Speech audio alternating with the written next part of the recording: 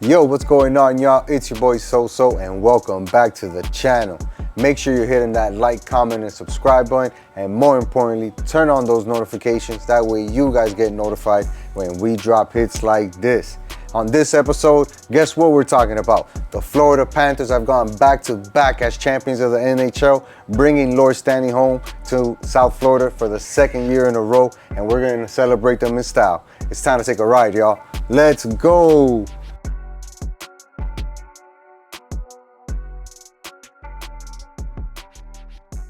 I do take exception to you canceling on me to go to a soccer match, dog. Nah, soccer match was wild, dog. Let me tell you. That's why the episode's late, you know? People wanted to hear what we had to say about the Panthers. A little bit. I know that's why everybody's here. We'll get to that in a second, but the reason we're a day late and $1 short is because... You must excuse me. My office was not here yesterday. So tell the people what you were doing when we were supposed to record. At the Hard Rock, Stadium. Beautiful Hard Rock Stadium, by the way. The way that they really made it efficient to get to the stadium now. Great venue, horrible parking. No, that's exactly what I'm talking about, though. The parking has gotten so much better because they've learned from their mistakes over and over again that it was a much smoother process. And I'm talking about what did I got you there do an hour before. To get there for that event? Bro, obviously I had to leave early, you know what I mean? But you drove? I drove. Where'd you park? Orange lot. Okay. You had to pay extra for that event? Like an extra $15. Really? That's when it? I bought the tickets on Ticketmaster. Most events there, and I love the stadium, I love the venue, but their parking is now taken up by the F1 track and the tennis, the Miami Open tennis courts. Yeah. So then now you're forced to park 6 blocks away or get dropped off by Uber 10 blocks away. Eunice the other day for a concert went there and that happened to her. Yeah, I'm sure it gets wild. Yeah, man, it was brutal. So I'm like, they still got to figure that out. They're working on it for sure. But anyways, we're not here to talk about the logistics. The logistics and what they could do improving, better. But I was able to get to the game with time. We saw the guys warming up. We got to see the teams get announced and come out to the field. And it was my first time watching Messi play, right? Because I had been to an Inter Miami game, but that was before they got Messi. Now it's a little bit more complicated. But with some family in town from Brazil who lives in North Carolina, man, he was going to the game because he's a Palmeiras fan. Okay, and I was makes like, sense. brother, I'm riding to this game with you. Yeah, dog. you're a soccer hooligan. Yeah, right. And it was such a vibe, bro. Honestly, because obviously the Inter Miami fans came out in droves. But Palmeiras, man, they put on a show, bro. You got to give it up to that fan base, bro. They had the drums going all night. They had a full fan section in the lower bowl, pretty much like in the end zone, which was dope. And yeah, they were repping out their heart, bro. Everybody in their section, were singing their songs in Portuguese and stuff like that, and they were riding out, and I'm just having a great time watching it all, bro. So who won the match? It was actually a tie, bro. Oh, my Inter God. was up 2-0, but that's like the dreaded scoreline you want to take into the half, right? Or being up 2-0 in a soccer game is hard because all you need is one goal to spark a match. Sure. And that's all it took for Palmeiras. That's exactly what happened. They made a couple of subs, brought in Paulinho, and he made a big difference. Their number 10 made a big difference. And both those guys ended up scoring goals, from pretty, you say 15 yards, close range. But 15 yards is a good amount of distance to really put a shot with some type of force and energy on path and on target. But they were able to tie up the game, man, and the fans were going crazy, singing the whole way. They was just so happy to get a tie, right? They won the division, of course. At that point, that's the thing with soccer. You're happy to not lose that day. Right. So they're happy because they got to win the division. Inter Miami came second. Now they play PSG, which I think they're going to play down here, which is going to be another cool ticket to get a game to go to. Say that again backwards. Yeah, a cool ticket to get a cool game to get a ticket to for sure. But yeah, PSG, Inter Miami, that's gonna be dope. Palmeiras, they're gonna I think face another Brazilian team.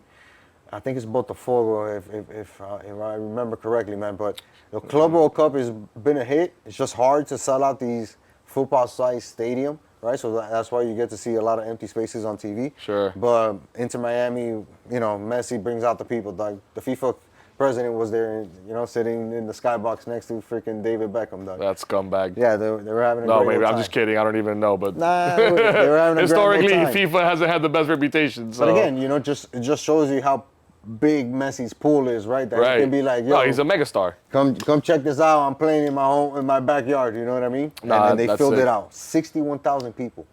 Nah, that's awesome, man. Yeah. I mean, it's a big stadium, you know, and we're set up for that, you know, especially the field and all too. Like, the players usually like whether it's football or soccer. I feel like it's like they acknowledge that it's a well kept, you know, area, turf. You know, the crews got it all under control. So that's what's up, man. I'm glad you had a good time, and I'm glad you didn't see the team you were rooting for lose. Yeah. No, both teams did their thing, and it was just a fun match to be a part of, for sure.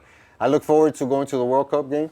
You know, at some point, we know it's coming to Miami, so try to get your tickets to that because, like I said earlier to start the segment, I think, you know, Hard Rock has figured out that they're going to have a ton of people coming to these games over and over again, and they're not going to have a chance to change things up or whatever, so they have to implement things now in order to catch a curve on that.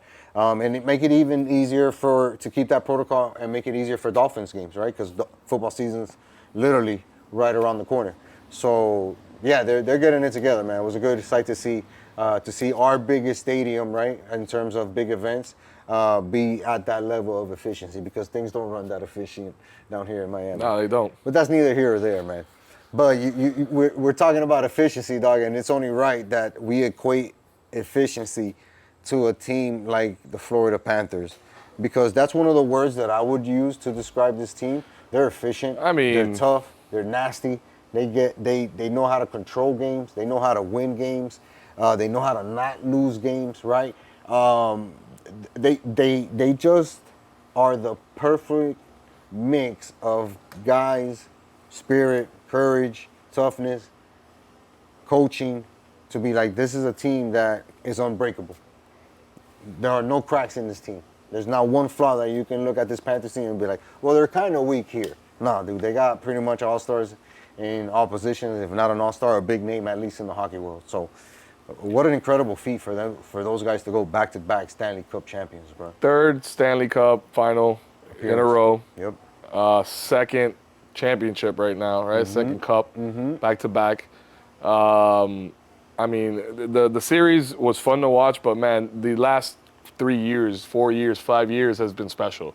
You know, if you're just jumping on, it's been awesome for you to witness because, you know, you got to see a hell of a playoff run from us starting off a little shaky and, you know, shaking off some cobwebs and wondering, oh, shit, are we as good as we think we are, to then winning games and series handedly against in-state rivals and against other people in our division that were supposed to be better on paper, and we handed it to them. Yeah. And it was like, we're primed for it. And what better way to, you know, try to repeat than to face our, at this point, arch nemesis, the Edmonton Oilers, right?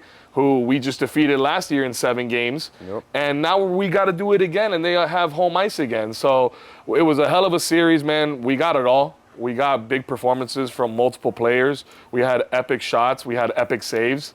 And in the end, all that equates to is one Stanley Cup trophy.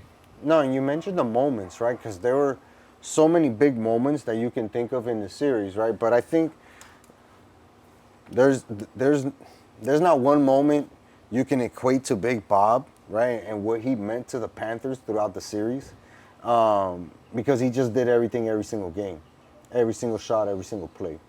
You know, he was always in the right place at the right time, making the right correct save, knocking down, keeping the puck when he needed to, passing it off. Not making mistakes. Not making mistakes, not giving team, you know, too many opportunities. Or easy goals. Or anything like that, dude. So when you talk about efficiency, right, and you talk about the ability to be consistent at a high standard at what you do, right, at the professional level, there's no doubt in my mind, obviously your mind, and it should be on everybody's mind, but there's no doubt that Big Bob is a Hall of Famer. First ballot. No, at this point, forget about it. Anybody that has a doubt doesn't know the first thing about hockey. First ballot Hall of Famer, and where he's had to come back from, right? Because we saw him get demoted, dog. Yeah, you got to remember, we've been riding with this team for 4 years, 5 years He went through a scary slump, you know, highest paid Panther, and he was not starting for us at goalie. The bench, dog.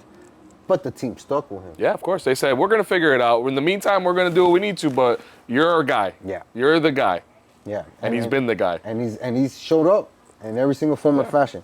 What a performance by Big Bob. I honestly thought, my bad to cut you off. No, you're good. But I thought that he would have won the Conn Smythe trophy, That which was is the MVP trophy. That's what I was going to ask you. Like, what are your thoughts about the fact that Sam Bennett won it, over him? Which there was 3 guys in the mix that I think all would have been deserving of it. Big Bob and Bennett, one of them. Marchand, I think, being the third. Oh, bro. We'll get to him in a But second. Bennett ended up winning it. And what were your thoughts about him winning it over those other 2 guys, or anybody else for that matter, in that decision? Here's the thing, right?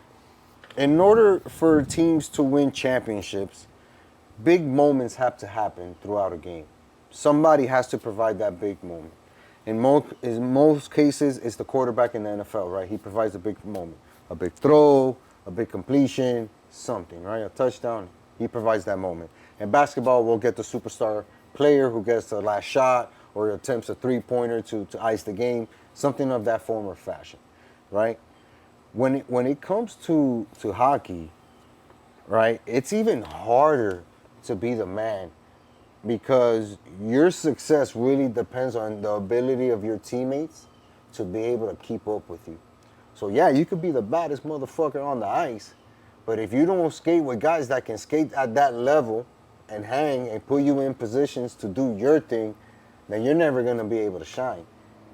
The Panthers have built that, and Sam Bennett is the beneficiary of that because that allows him the opportunities to show up consistently, and he did that. It's hard to put up as many goals that he's did, and trust me, we'll get to the records in a bit. I got them. But it's hard to put in that many goals over a span of 20 games, right? Where you're winning series in 5 and 6 games. That's hard, dude, to be the guy scoring. How many times did we bet on him scoring in just the finals alone? We were like, well, for sure, we know that this guy is getting a goal because he's just on fire and he's just getting one per game pretty much. Right. You could depend on that guy to score. So, yeah, it made no sense for a guy who scored 20 goals in the playoffs to win the fucking MVP. There's no doubt. Yeah. On this team. Right. And I'm with you. I was rooting for Bennett. I was happy with that in the end, Yeah. But there was an argument, for Marchand, because, the Conn Smythe is supposed to be for that series, right, against Edmonton. So you can say, yeah, Sam Bennett had the 20 across the playoffs, but, Marchand may have had, in some people's eyes, a greater impact potentially on the series. Yeah. One of my favorite plays of the entire series against Edmonton came from Marchand in our shorthanded goal when had him on the power play. And that changed. I felt like that changed the momentum in that game and possibly even the series. But ultimately, I'm agreeing with the Sam Bennett because every game, like you said, he had an impact, scored goals in this series as well. And even going back to game 1 in Edmonton, we lost that game. But the one guy that stands out to me from that game was Sam Bennett. Because he scored. Sam Bennett came out swinging in that game. There's something about playing in his homeland when he plays in Canada, but the guy leaves it all out there. And he basically, even though we didn't win that game, it was very close in the end. We ended up losing in overtime. We had a penalty called at the end on us, on Novak, and that kind of killed us or whatever. But 30 seconds left. If it wasn't for for that, I think we win that game. And even with the loss, Bennett really helped us set the tone, and then still played at a high level the rest of the series. Absolutely. So totally happy for him. Congratulations to you. And he's not fucking leaving. No, I don't think that he's gonna overvalue or undervalue what it is that the Panthers have done for him and can do for him, a player of his caliber, right? Because all bullshit aside, top players want to play on top teams. You don't want to just go and make the money. You also want to try to win championships. You don't want to get your ass kicked in the first round every single year. It sucks. Yep. Hockey is grueling. Any sport. In any sport. Basketball is grueling. It Football, sucks to get grueling. bounced in the first round. Right? So you don't play with the intention on making money and being happy with that and just getting bounced out of the playoffs. Not if you're a high caliber player, right? You want to win. I think Bennett knows that this team provides him the ultimate opportunity to be a superstar, right? To be a superstar. Because look what it's done for a guy like Chucky. Not saying that Chucky wasn't a superstar in his own right before he got here. Unsung hero of the series, bro. Right? Played through multiple injuries. We're going to get to this guy in a little bit. But to wrap up on Bennett, right, I don't think he's going to undervalue what he's been able to accomplish here as the team progressed since he's been here, right? And obviously that goes credit to Bill Zito and putting the team together like he's had. He sacrificed some pieces, brought in some other pieces, but everything that he's done has worked for him, right, and for the team. It works in the locker room. So I don't know, man. I feel like it's easy to say that, yeah, I'm coming back when you're popping champagne at a club and you're drinking, whatever it is Sure. that you're drinking outside, out of the cup. Sure, you're But- caught up by the moment. Right. Prisoner of the moment. Prisoner of the moment shit. But I think for him, he'll come to realize that the best place to be at for his game and being able to win is right here in Florida. It makes sense, bro. You're building. This is a dynasty, bro. Yeah. Like you said, guys want to come play here. Yeah. So yeah, hopefully we see Sam Bennett again, here next year and for many more years to come, man. We got something special. But who else, man? Who else do you want to shout out? Who else stood out to you in this series? Forsling. No, on let's defense. talk about Matty, right? Okay. Let's go to Kachuk. Let's go to Kachuk, right? Because Unsung hero of the postseason for the Panthers. for the entire season, bro, because this dude has been on the gas pedal from day one. From day one for this team, this dude has been on the gas pedal. Yep. Right? And he never took his foot off of it. Because even when we saw him go play in the Nations Cup, The Four Nations. right? In the Four Nations Cup. Where he got hurt. Where he got hurt, he was balls to the wall, Yep. 100%. Gas pedal down all the way down to the floor, right? And you get hurt, and as a fan, you're like, damn, dude, like we need you. Like this is more important than a tournament like that, an exhibition tournament or whatever it is. But he thugged it out, and he played the whole postseason. He is who he is, right? But it just shows you the level of his commitment when he's out there putting in the ice time, putting in the game time, showing up. Nobody knows about the injuries that he has. It comes out after the fact. This dude is playing with a fucking 3-inch gash in his right hand, which is his stick hand, which is where he really grips it to shoot, to pass, to do anything. Yep. Right? Huge scar on it. He's playing with a torn abdominal muscle, a broken rib pretty much. Wow. Wild stuff. That's a warrior. And just showing up. Yeah. Assisting, maybe not scoring all the goals. Oh, he He scored. had the game where he had 2 goals and everybody was like, yo, this guy's It's like back. game 5 maybe in Game Edmonton 4. or 6. Game 4, I think. I don't know. Or I can't maybe remember. it was game 5. Yeah, you're probably right. It was We probably lost game 5. 4. Yeah, it was probably game 5. And I think we won the one In where he scored. Edmonton. I think he's had the first one, and then a few moments later he had another one. Yeah, bro. The guy doesn't surprise me. Like we know that's the thing with this team. Like, at any point in this series and at any point in these playoffs, if we were down or we were, we lost the game, it was like all good. Like we still had confidence as fans that this team was gonna get it done. I can only imagine how that team felt in the locker room with my their, God. how their psyche was like.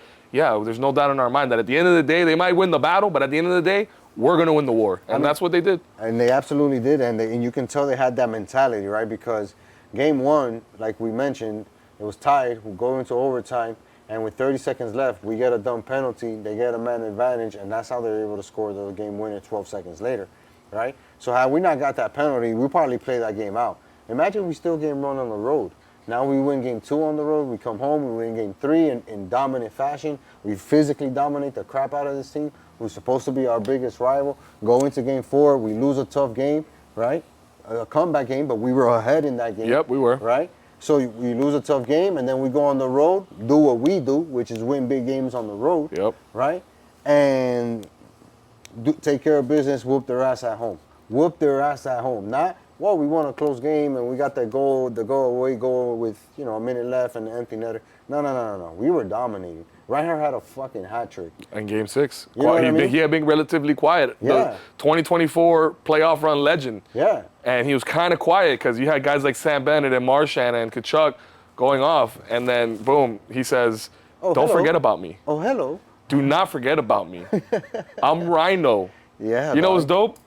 We were at the parade partying on Sunday. That's right. One of the guys that was there hanging out with us or whatever we made friends with is Sam Reinhardt's neighbor. Nice. And he showed us a video of him drinking out of the cup with Reinhardt, and the hats that were on Reinhardt's lawn, it was him and his son and all their friends and all that went and threw that on the lawn and all That's that. so Respect. awesome. Yeah, bro, super dope. That's super awesome. dope. Yeah. No, come on, dog. But you mentioned it. It's hard to get your shine on this team because there's so many guys doing it, and the team is incredible. The fact that they won back-to-back Stanley Cup is no small feat. I think there's only 6 teams that's ever done it. Last time it was done were our neighbors up north, right? The Tampa Bay Lightning. But the Panthers broke a ton of records. Like so many records that normally I would just put like 2 lines of notes. Couldn't even put notes on how many fucking records this team broke. Listen to You this. got a bunch. A All bunch. right. Listen to this. Rattle them off. Tied in NHL record for most road wins in the postseason, 10, right, including 2 victories in Edmonton in the finals, game 2 and game 5. And they also won the championship despite not having a home ice series advantage. That's right. all 4 series on the road said, F your couch, we're taking these wins and we're getting the hell out of here, right? Okay. Led by Sam Bennett, who we mentioned earlier, won the MVP, led the NHL in goals with 15, I said 20, during the playoffs, and set an NHL record for most road goals in a single postseason, 13. Love that. 13 goals on the road. Love that. That means that this guy's like, oh yeah, I love this place. You guys have a nice arena here. I'm telling you, we played against the Leafs in Toronto and we played against Edmonton. He loves to play in Canada, dog. No, listen to this one. This is the one that really stuck out to me because it really tunes in with the team aspect of this team, right? And how everybody adds to the pot. The Panthers had 6 players with at least 20 playoff points. Sam Reinhart, Matty Tkachuk, Carter Verhaeghe with 23 each, right? Sam Bennett, Barkov with 22 each, and Brad Marchand with 20. Tying the 85 Oilers and 83 New York Islanders for the most in a single postseason NHL. That's a Gretzky team there, right? The 85 Oilers. Yeah. So this is a thing that's just historic. It's a historic run that we're witnessing right now, and you know what I love most about it, is that so many people are hating on it. Yeah. The rest of the country, and definitely all of Canada for sure. I love it. Is hating on it because in their eyes, it's like South Florida just won a hockey championship. Like back to back, Woody. Like those fans aren't even hockey fans. That's what they're saying. They were making fun of us. I was listening to this on Bill Burr's podcast because when the commissioner came to present the Stanley Cup, right, to the team. Gary Bettman, I think his name is. Typically, it's kind of like a Roger Goodell situation in the NFL where, like, when he goes up, they boo him because everybody hates Goodell. But being South Florida fans, we don't even know who the hell that guy is. We don't care, guys. We don't care about that guy. Give us the fucking we just know trophy. the trophy's coming, and instead of getting booed, we were celebrating that guy. So they're giving a shit even about that. And it's like, Papa, we're not worried about that shit. All we care about is that we are winning. First of all, that just shows you what we're focused on, right? We're not focused on who the fucking commissioner is and crazy about that. We don't care about that. We care about the players, we care about the team, and we care about the performances. And this is a franchise. We care about winning. We care about celebrating. Winning. But this franchise cares about the same thing that the fans care about. The fans? The fans care about, right? But they've done that with the intention of being able to provide a quality product. Yeah, bro. And we've seen it year after year after year. We've seen this team grow, Joel, into a 2-time Stanley Cup championship team, dog. Like, what the hell were we thinking when we started covering the fucking Nah, Panthers, man. right? And if you tell me that, like, the fans don't even know what's going on, you tell that to the 500,000 people that were over in Fort Lauderdale Beach this past weekend. Shit. It was wild out there. And let me tell you, bro, it was a great time. Like, it was fun. They had tents, they had music, they had screens everywhere. The weather was amazing. Yeah. It was awesome vibes parade. out there, getting to watch those guys come down, showing off the trophy, celebrating. And they started that shit early, dog. As soon as they got out of that stadium, dog. Those boys been going at it, dog. They still are going at it. They were trying to pull Marchand out of 11, and he did not want to leave. They pulled up to the Inter Miami game last night, showing off the cup, and they would do the race, and all the fans going nuts in the section. Yeah, bro, it's going to be another historic run. I mean, they went crazy last year, and now they get to do it again. So imagine, with experience, you're like, next time I get the cup, I know what I'm going to do with it. On my one day or whatever. For sure. It's a little bit controversial, but they're playing that Bad Boy song, We Ain't Going Nowhere. That's the one. I thought they were playing Pink Pony Club. I'm going to keep on dancing at the... No, it's such a vibe, dog. That whole team is a vibe. And they get along well, obviously. Yeah, man. And we're going to get to see it again next year. Not only that, Joel, just shows you what this franchise is focused on, dog, and that's the main thing to walk away with, right? Because if you're not a casual Panthers fan, this is the moment to get in, right? They're winning, you get to pay attention to the games, and you find out more about the team. And at the end of the day, you know you're getting a good product. You know you're going to see a team come back. You know you're going to see them fighting to win games. Not giving up. You're going to see the organization making moves, even when they think they have the right people in place. They're going to take risks.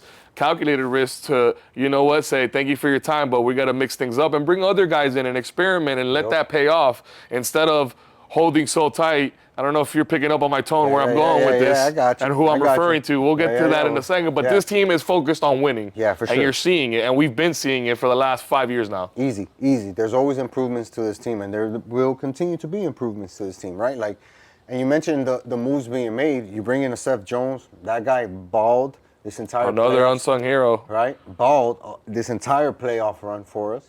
You bring in a guy like Marchand, balled, MVP consideration, You know, and what he's been able to do in finals. The guy has 6 goals in 6 games in the finals. Like, this guy was just showing up, balling every single game, consistently putting the team on his back and saying, yo, I got this.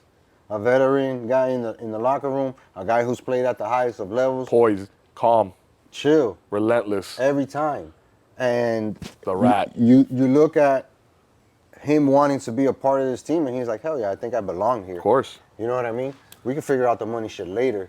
I'm worried about winning. I'm worried about being in a good locker room. I'm worried about being with a franchise that's focused on the same shit that I am.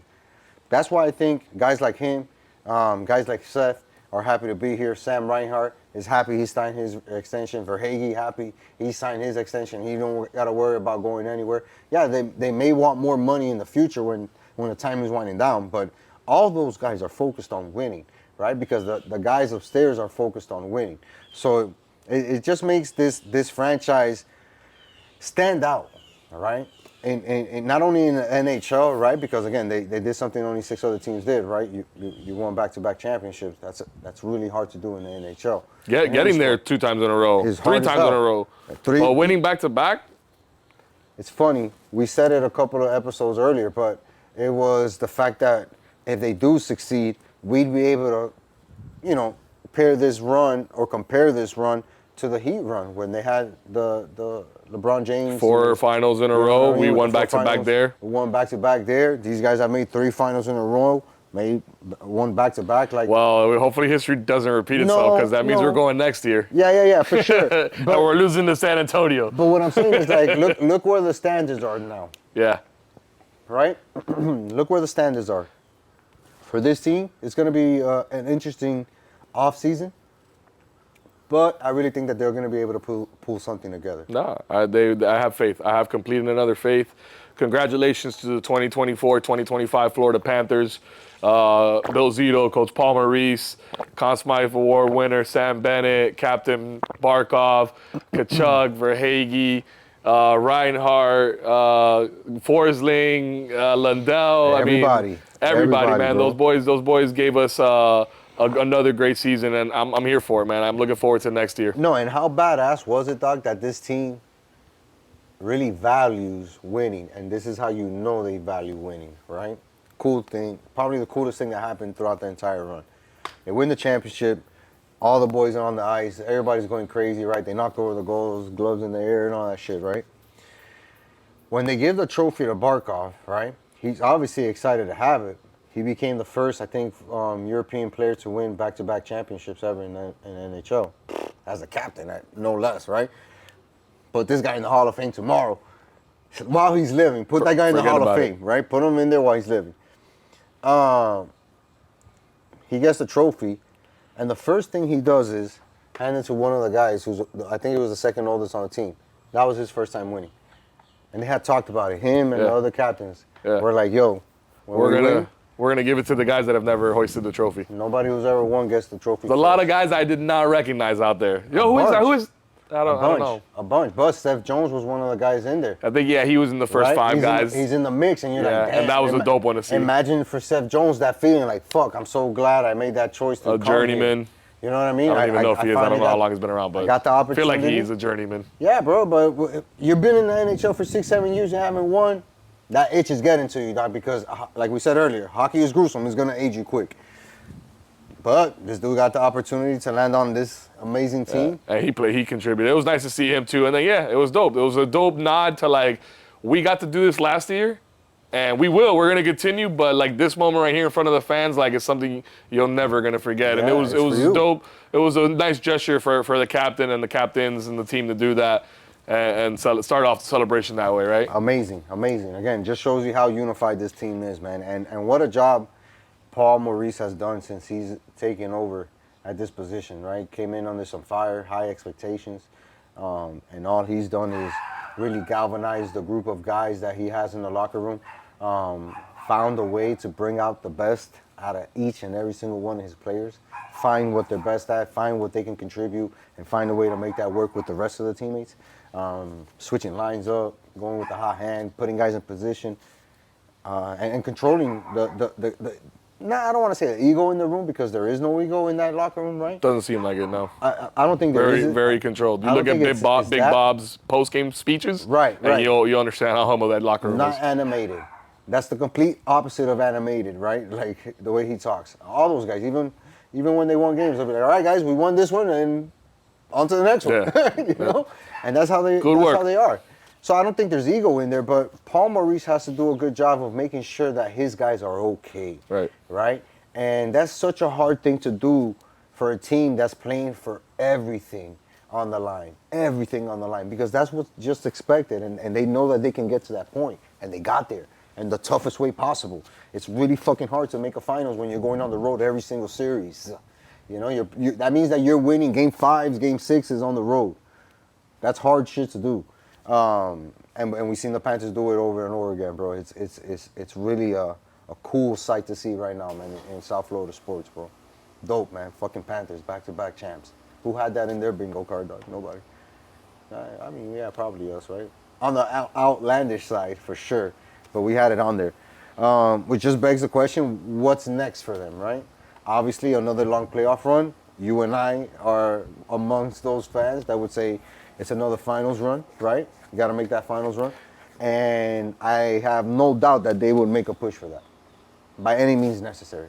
They're going to find a way to make a push for that. We still have the legend of Big Bob. It does worry me that we don't have a backup for him. You know, we need a guy who we can throw in there and be like, all right, Bob, you're going to get 20 games off this season. You know what I mean? That's probably what we do need. But I think there's always a way to make the rest of the team better. And there's going to be guys that want to play here, including our own guys, Marchand, Bennett. So let's see. Let's see how free agency treats the Panthers after winning another championship. Looking forward to it. Yeah, man. We had another couple of things happen in between the last time we did an episode. There was an NBA final that happened. Yeah, man, Finals. the NBA Finals. Game 7 went down this past Sunday. It went to Game 7. Yeah, and I kind of saw have it that way. I kind of saw it coming. Yeah. After that Game 1, where Halliburton hit that game winner, that was one of the only games, a few games that I watched to its entirety, and it was one of the most electric because that they were leading the whole way, and then at the last second, Halliburton hit that shot and took the lead, and they literally had no more time to come back, and I was like, oh, Halliburton's going to be a problem. Right. So I had to go into Game 7. I didn't have Halliburton tearing his Achilles, after getting a hot start in Game 7 to then ultimately, not being able to play, and then the Pacers losing to OKC by a good margin in the end. No, they got their ass kicked. Let's be honest. You know what I mean? You're playing with your reserve team. You're not playing with your main guy. It's hard to play against an opponent in their house versus the MVP of the league while he's going off and slicing up your defense left and right. And feeding the other guys. Yeah. Right? Letting them go off. Tough, man, to see Halliburton go down with the Achilles. Third one we've seen this postseason, right? Dame had it. We saw Jason Tatum have it. And now we witnessed the Halliburton injury. You never want to see something like that. You know, if they lose because they lose, all good. But, you don't want to see the star player go down in that fashion. Right. But, yeah, man, OKC NBA. got the dub. Yeah, OKC got the dub. Congrats to them. First one since they were the Seattle Supersonics. Wild. Back in, 79 or whatever it was. Indianapolis still searching for their first NBA championship. Yep. But now we're in the offseason officially, right, of the NBA. And there was already a move. Granted, it was before Game 7, but, still technically the offseason for most teams or every team, right? And Kevin Durant ended up being moved from Phoenix over to the Rockets. Yep, I think he went to Houston now. For Jason Green, I think, or Jason Green. And, there was a lot of guys, a lot of people, that had their hopes set on KD for a few years now. That's kind of been the rumor, the underlying rumor that, KD's going to end up in Miami at some point, and that's the guy that we're going to go after. And we missed on him again, whether we were in the running for him or not. But it's another move that the Heat don't make. And then there was also information that came out that, there was a package potentially for KD, but it involved a couple guys that the Heat were not willing to part ways with. Right. And so I wanted to see what your thoughts were on all that just transpired over the last couple of days. Kind of two ways about it, to be honest with you, right? On one end, yeah, you kind of feel like we missed out on KD, but we were his final choice again, right? It was between us and another team. Houston just went with a better deal based on what they considered what was a better deal for them, right? The Heat came out and said it was unwilling to include Ware or Jovic into a package or anything like that. Obviously, they didn't want to include Bam or Hero. And I can agree on that in some sense, and here's why. Because what you don't want to do is mortgage a young player for an aging star, right? When you know that the plan is not to have those guys here past 2 years, right? Not saying that KD is declining rapidly, but he's definitely on the decline. He's got injured, re-injured for the past couple of years. He's on the back nine of his career, for sure. You feel me? So I get the Heat standoffish part on not wanting to include younger assets. Draft picks, have at it, boss. But guys that we've seen on the court and we figure that we can use them in somehow, some way, that's harder to do for an aging superstar. So I can understand it on that point, but it does suck not to add something to this team, right? Because now, like, I've been feeling for the last 6 weeks with the Heat, I don't feel a sense of direction, right? I don't look at them and be like, all right, well, they're moving in this direction. We felt like this for a while, though. That sentiment of being lost, like we don't know where this team's going, that's not nothing new. It's just adding to that narrative. 100%.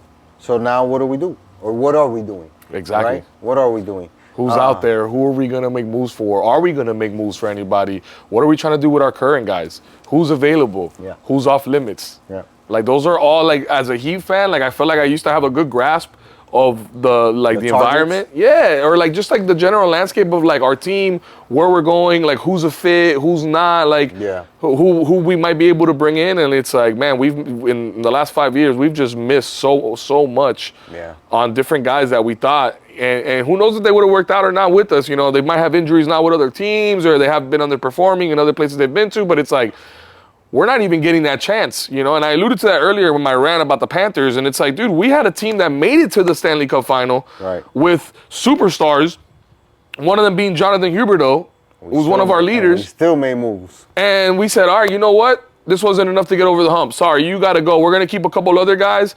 Who was the other guy? Gudis. Gudis went on that move too. Yeah. We lost a couple of great players. They're great hockey players. They did an excellent job. But we brought in guys that were able to contribute right away into what they were trying to do, and we've seen the result of that. And to see Pat Riley and the front office be so stringent and be like, no, we're not gonna part way with any of these guys, bro. Get rid of Jovic. I'm tired of seeing that guy miss threes. You know what I'm saying? Like, get rid of Ware. Like, I like Ware. I like what he brings. But you know what, bro? If it's going to bring a KD to me, give me a KD. We need scorers. Tyler Hero can't be the only bucket on the team anymore. No, but here's the thing, right? And this is where we're stuck, Joel. And I'm with you 1,000% on that, right? Here's where we're stuck. We don't, not even the money, right? Because I guess we can find ways to make money, right? To make space. Okay. Where there's moves to be made where we can find space. But here's the difference between the two franchises as it stands. One team knows exactly what it's committed to. What we're trying to do is make the Stanley Cup Finals every single year. We have a team, we have an infrastructure, we have an ability to trade talent, we have an ability to attract top free agents, we have an ability to make trades. We have abilities to keep this right here at a championship level. With the Heat, on the other hand, we don't have anything of that sense right now, except for we know that the coaching and the front staff, or the front office, will be consistent in who is there. Not what they do, but who is there, right? Because we know they're not getting rid of Smoke. We know past at least 2 years away from leaving. Zoe ain't going nowhere. Mickey ain't going nowhere. Rothstein, the other dude, is not going nowhere. So we are who we are. Those are our players. What we don't know is what is the direction, what is the narrative, what is the ultimate goal. Are we trying to be a championship team? Then we do whatever we can to get KD. If you got to include Ware, fuck it, you include Ware. If you got to include Jovic, fuck it, you include him. Hey, close the deal. Let's get KD in here. We'll figure out the rest later. Because those are the moves that made us great. Hey, get LeBron in here, get Bosh in here. We'll figure out the rest later. Bring me Shaq. I'll figure out the rest later, right?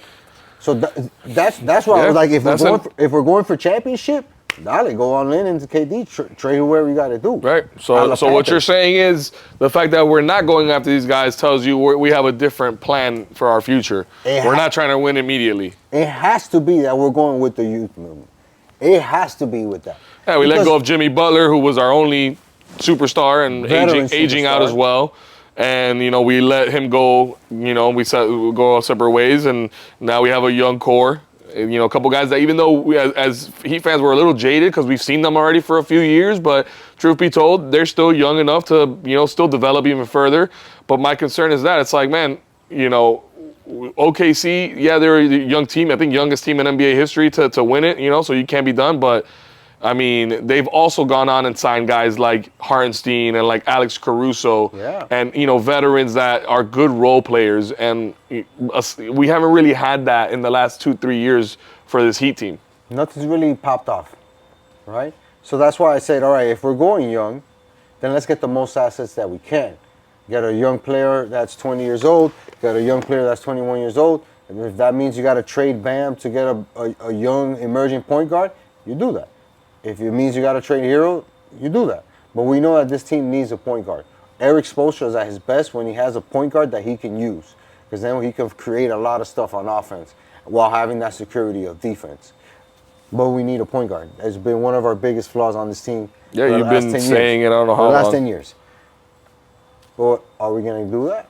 I don't know. A lot of questions, man. We're going to be, on the pulse for the Heat, man, because we just want something to change. We want something, to get excited about again, right? We want something to, like, look forward to and be like, oh, shit, there's going to be a new direction or a new look that we're going for. But now, in the meantime, we'll be looking towards the draft, because that's coming up Wednesday.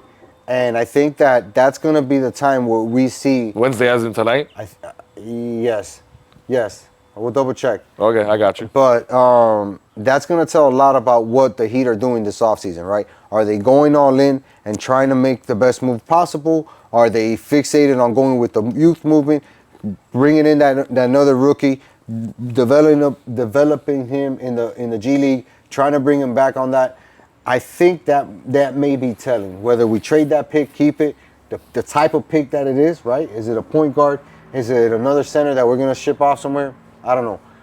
That draft pick, man, at 20, not necessarily a lock, but you can find a lot of hungry guys there.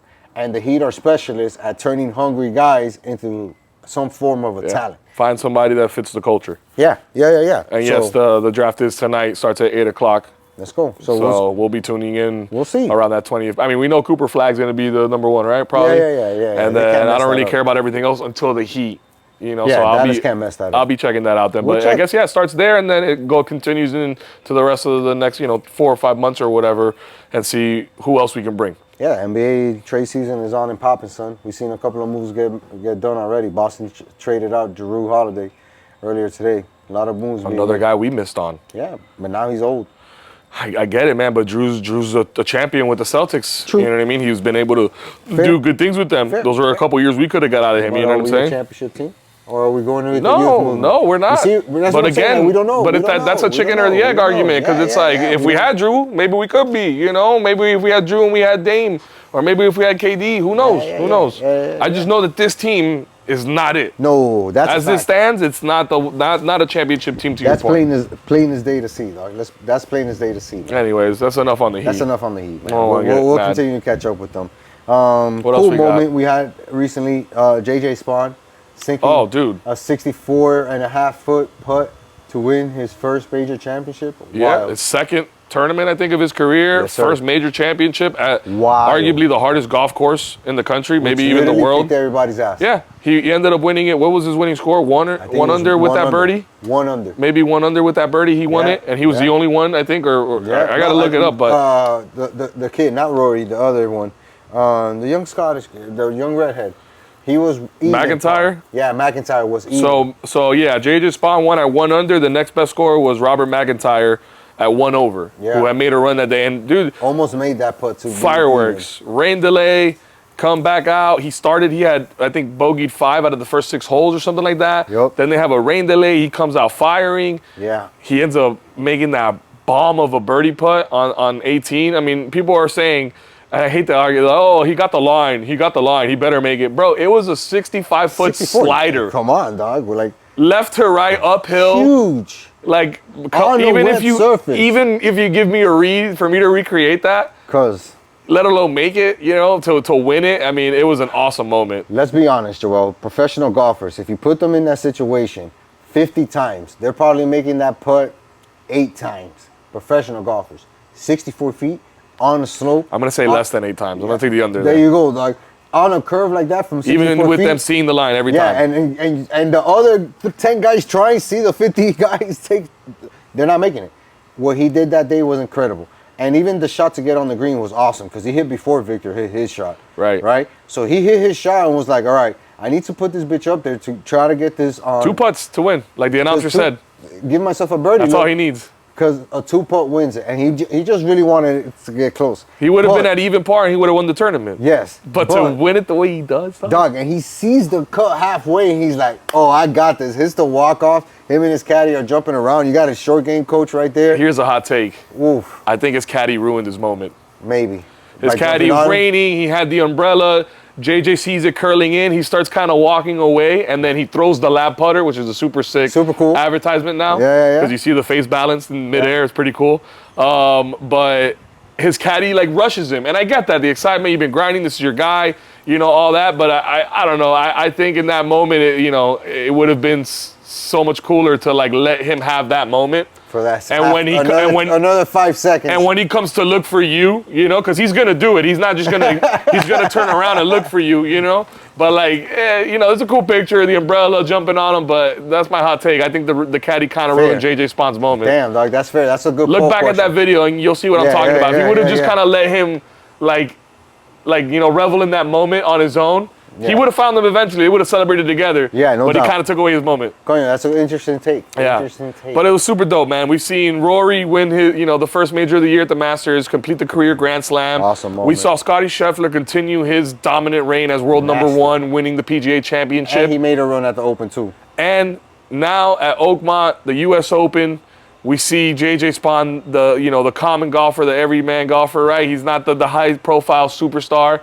And he went out and did it, at one of the toughest places to do it. So, dude, he's a Cleveland guy too, so he's not even like hitting top name brands. Honestly, bro, like wow. In terms of like storylines and excitement, in my opinion, I right now, I don't know if I'm biased because I love golf, and you asked me this maybe 10, 15 years ago when I was playing ball after work every day, I might say something differently, but it's more captivating to me, the PGA right now on these, these kinds of events than the NBA is. I mean, just this past weekend, here's another one that we have, Travelers Championship. Yeah, great. Heartbreaking to see Tommy Fleetwood lose that on the 18th hole to Keegan Bradley. But on the flip side of that, because Tommy Fleetwood, if you don't know, has never won. He's one of the best players in the world. He's won around the world, but he's never won on U.S. soil on the PGA Tour. Right. He's come in second place. He's come, top 10, top 5. Top never won, and he had it. He had it right there. And all he needed to do at the worst was par, and he would have gone to a playoff and maybe had a chance. And he ends up bogeying the 18th hole, and Keegan Bradley, who's the U.S. Ryder Cup captain this year, yes, sir, ends up sticking it to like 6 feet, 5.5 feet or something like that on the 18th hole. Drains the putt for birdie, wins the tournament outright on 18 in front of his home fans in New England. Wow. And I mean, dude, like, it's mind-blowing, these storylines. Even if you aren't a golf fan, if you just tune in and you hear the announcers kind of give you the Spark Notes version of it, you're like, holy shit, I got to see what happens here. Yeah. Especially at the major events, right? Because we know that's what most casual fans tune in for, right? Exactly. But the storylines are so captivating right now in the PGA. The signature events. This was a signature event. Every single signature event, every single major this year has, or even over the last 2 years, let's be honest, has delivered big moments, big drama, big storylines. And when you put those things together on national television, right, where everybody can see it at one point, you don't have to buy a pay-per-view or something like that. It adds some type of value, right? Because not only do you get to enjoy the spectators, right? The guys who were in attendance, the spectators, guys who paid to go there and check the tournaments and see whatever happens in person, right? Like how many people walk away with a memorable moment for the rest of their lives, seeing JJ Spahn drain that putt, and is going to tell somebody for the rest of their life, oh, I was there at Oakmont when he drained that. Those type of moments.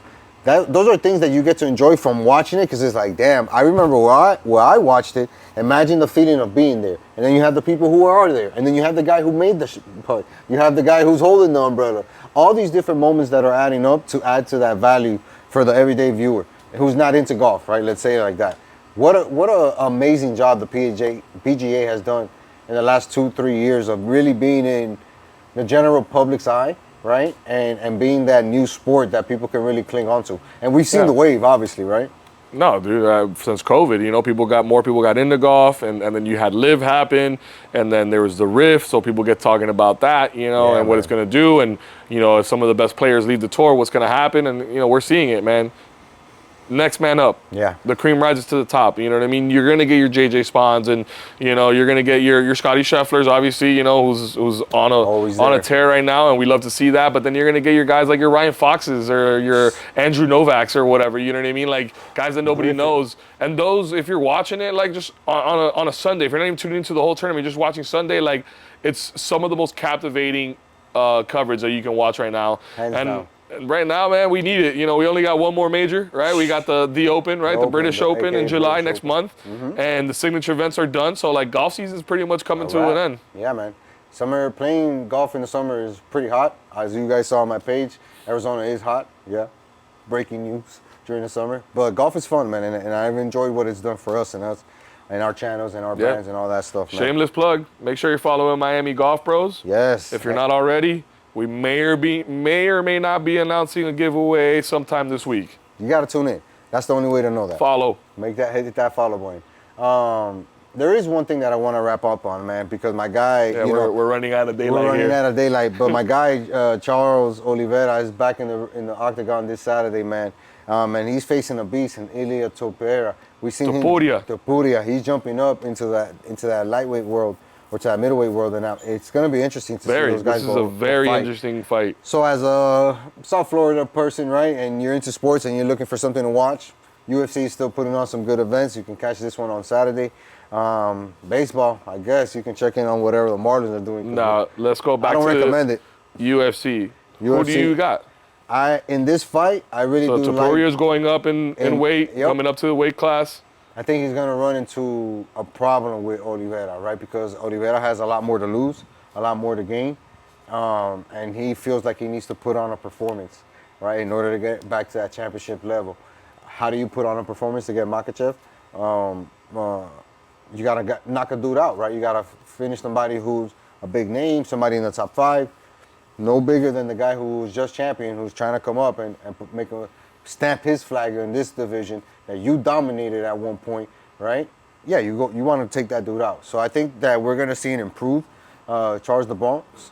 So I got Charles winning, but it wouldn't surprise me if Topuria, at this new weight where he can carry more power, be closer to his natural weight, not have to cut so much weight. It's going to be a real game changer if he can land some big shots. I'm going to take the flip side of that coin. I'm going to take Ilya. Yeah. I think this is going to be an interesting challenge for both of them. Yeah. But I think it says a lot about a guy to relinquish a title to go after a new endeavor, because he could have stayed there and said, bring on the new challengers. And he said, nah, I don't want to face any of these guys. Yeah. He understands that the next division up, there's a whole set of other killers that he wants to go after. I think the guy's still hungry, and sure. I think he has that raw power that more than likely he walks around at the weight, you know what I mean, that he's going to be fighting at now or whatever. So hopefully it's not too bad. Usually it's the other way around when guys go down. I think it's usually where I'm more concerned, and I go, that guy, I don't know how that camp's going to go, how the recovery's going to go and all that, the cut. But when guys go up, I feel like it's a little bit different. I think he's a knockout artist, right? He has power. I think it's only going to add to that. So I have Ilya winning by KO. One thing that's going to stand out in that fight is how he adjusts to the height in that division. Usually you get guys who are 6 feet, 6'2", 6'3". Ilya has a guy walking around 5'9", 5'10", maybe, and they're barefoot in that octagon. So, like, yeah, that reach and that swinging up shit, it's going to be tough. But he's a guy who can get away with it because of the power he possesses. You know what I mean? And we've seen him finish dudes. We've seen Charles finish dudes, sub dudes. It's gonna be a great fight to watch. I'm gonna make sure to let you guys know what else to watch on that Saturday. Make sure you guys are tuned into the Sports with SoSo Instagram story. And I think that's enough for this one, dog. We got another one coming up soon. Follow our pages for more content. We got some cool golf content coming up for you guys real soon. Yep. And yeah, man, I think it's time to tell a friend. To tell a friend. To tell one more friend. To tell everybody they know. To tell everybody they know about this amazing podcast and what we got going on here. Listen, if you're not following us on YouTube, you are missing out big time, because we're bringing you in a ton of stuff, especially stuff from our Instagram page. Till next time, y'all. Peace.